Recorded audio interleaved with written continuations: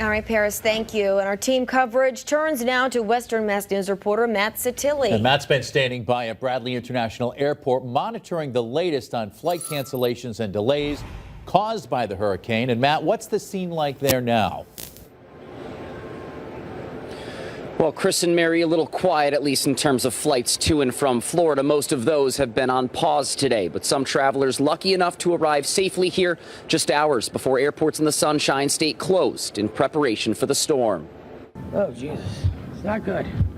It's not good there. Linda Pouliot arrived at Bradley International Airport from Orlando on Wednesday morning. She's one of the lucky passengers whose travel plans weren't impacted by Hurricane Ian. Were there any concerns about being wheels up today and actually arriving here? Oh, for days. For days. Pouliot tells Western Mass News she turned down a 4-figure offer from Spirit Airlines to change flights. Others described the scene at the Orlando International Airport Tuesday night. Horrendous. People were crying, families, lots of big groups that just, we're trying to get out. Tampa International Airport and Sarasota Bradenton International Airport closed Tuesday afternoon, while Orlando International Airport stopped operations Wednesday morning. As of Wednesday afternoon, Fort Lauderdale, Miami, and Palm Beach remain open. Airport officials from the Connecticut Airport Authority tell us by 1:30 Wednesday afternoon there had been 9 canceled departures and 6 canceled arrivals. We also wanted to know, how could this affect other flights across the country moving forward? As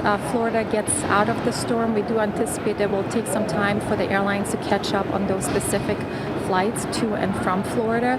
Naturally, as the airlines manage their staffing and aircraft operations, there could be some impact to other flights, which is again why it's important for passengers to stay in touch with their airline. Sissick tells me those delays and cancellations could last through the rest of the weekend. Coming up later at 6, we'll hear from those who left their homes behind in Florida and others making the trek back down south about what they're hearing from friends and family in the eye of the storm. Reporting live at Bradley International Airport, Matt Satilli, Western Mass News. Matt, thank you.